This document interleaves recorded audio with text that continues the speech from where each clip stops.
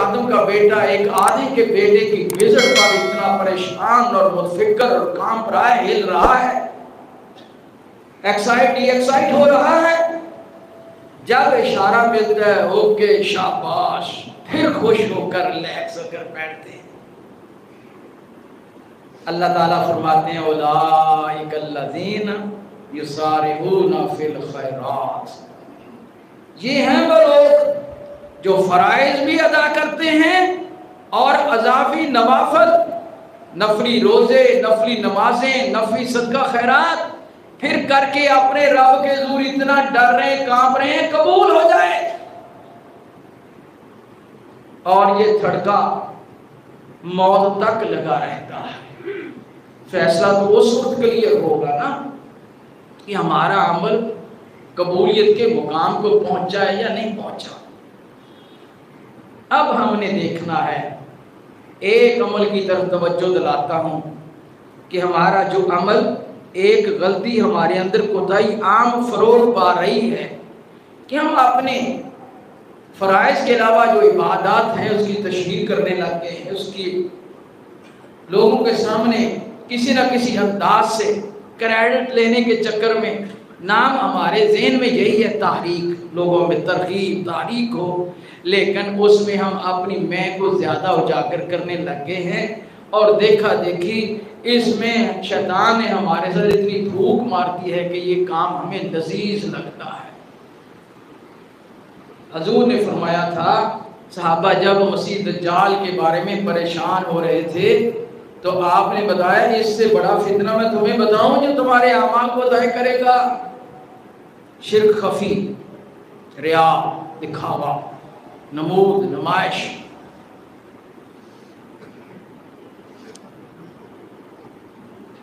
حضور صلی اللہ علیہ وسلم فرمایا مجھے تمہارے لیے بارے میں اے امت زیادہ جو پریشانی اور فکر اور خوف کھٹکا کیا ہے کہ تمہارے اندر شرک اصغر فروغ پا جائے گا۔ صحابہ نے پوچھا حضور وما شرک اصغر، شرک اصغر کیا ہے؟ آپ نے فرمایا ریا، دکھاوا ہے، نمود ہے، نمائش ہے۔ اللہ تعالیٰ قیامت کے دن جب کیا ہوگا، یجازون عبادا بِأَعْمَالِهِمْ، کہ بندوں کو ان کے عملوں کا جزا دے گا قیامت کے دن، تو ایسے لوگوں سے کیا اعلان کیا جائے گا، اذهبوا إِلَى مَا تُرِيدُونَ تُرَاؤُونَ، جن کو تم اپنا عمل دکھاتے تھے، جن کے ارادے سے کرتے تھے، ان کے پاس جاؤ، هل تجدون عندهم خیرا و جزا، دیکھو کیا بھلا تمہیں اس کا خیر یا کچھ بدل ملتا ہے؟ اللہ تعالیٰ کے علاوہ کس نے بدل اور خیر ہمیں دینا ہے؟ صالحین اپنے اعمال کو چھپاتے تھے، لوگوں کو پتہ نہیں چلنے دیتے تھے۔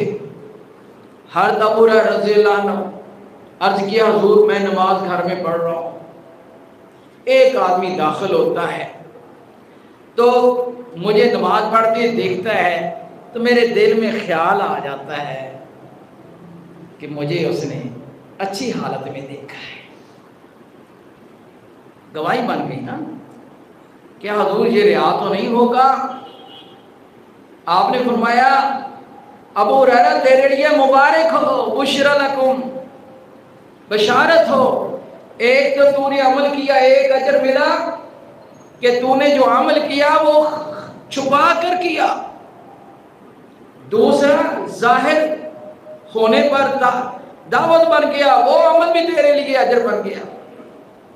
یعنی خود چاہت نہیں تھی، اتفاقی دوسرے کی نظر پڑ گئی یا کسی طرح اس کے نوٹس میں آ گیا، لیکن تو اپنے عمل کو اللہ کے لیے چھپا رہا تھا۔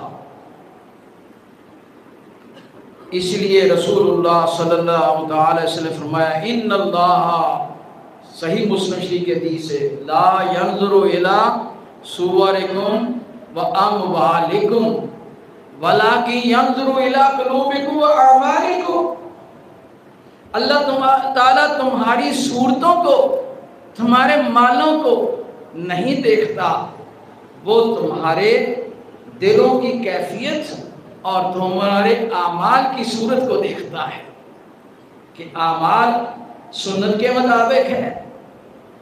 سنت کیسے کہتے ہیں؟ اللہ کے رسول کی تعلیم کے مطابق ہونا، دنیا کی مہر لگنا نہیں، اللہ تعالیٰ کے رسول کی مہر لگنا۔ دوسرا ہے حلال میں سے ہے، کیونکہ حضور صلی اللہ علیہ وسلم نے فرمایا کہ جو شخص من سما اللہ بہ من شاق شق اللہ لہ یوم القیامہ، جو شخص اپنے عمل کو دکھا دکھا کر کرتا ہے، یہ بخاری شریف کی حدیث ہے، اللہ تعالیٰ قیامت کو دکھا دکھا کر اس کو عذاب دے گا، ذلیل کرے گا۔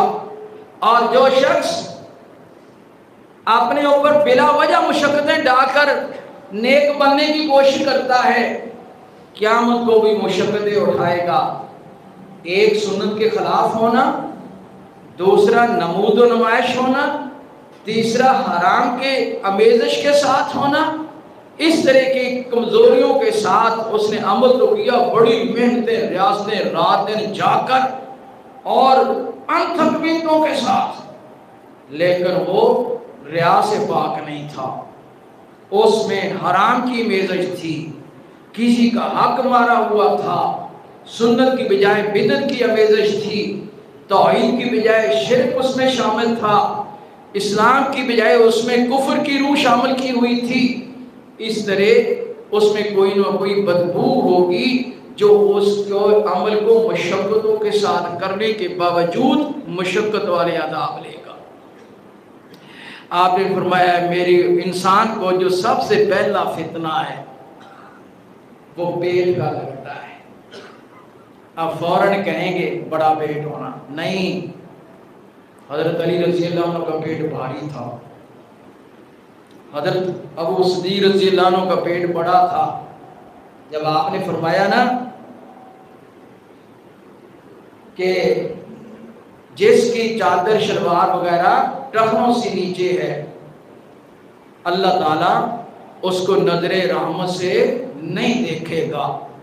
صحابہ پریشان ہو جاتے تھے، جس عمل کے میں غفلت غلطی سے وعید آتی تھی وہ رونے لگ جاتے تھے، ان کی وہ ٹینشن بن جاتا تھا۔ آج ہمیں ہلا ہلا کر بتایا جاتا ہے تمہارے عمل میں یہ خرابی ہے، تمہاری ٹینشن نہیں بنتی۔ پہلے تو اوکھے ہو کر اب مولوی تینوں بھی پتا، چل دعا کر دے، اللہ بہتر کر دے، وہ غفور رحیم ہے۔ انا للہ و انا الیہ، اللہ کی ذات کی کلیئرنس نہیں ہے، اس کے بارے میں عقیدہ درست نہیں ہے۔ انا للہ و انا الیہ راجعون۔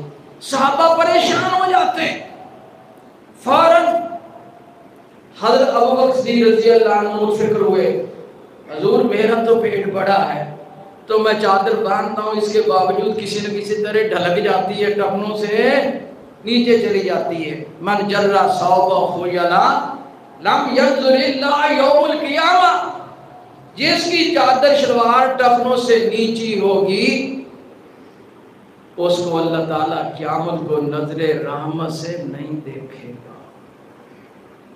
اور ایک میں روایت پڑھ رہا تھا، ابھی حوالہ میرے سامنے نہیں ہے، وہ بھی کسی صاحب نے مجھے میسج کیا کہ جو شخص کوئی عمل میں کوتاہ ہے جس کی وجہ سے اللہ تعالیٰ کا عذاب ہے، اس کو خطرناک سمجھا کرو، کیونکہ وہ نافرمانی کی وجہ سے اللہ تعالیٰ کے عذاب میں ہے۔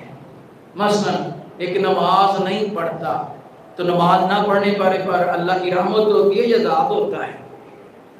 دنیا میں نہیں، آخرت تو ہوگا نا، سب مانتے ہیں، اس لیے مسجد میں ایک صف ہوتی ہے یا دو ہوتی ہیں۔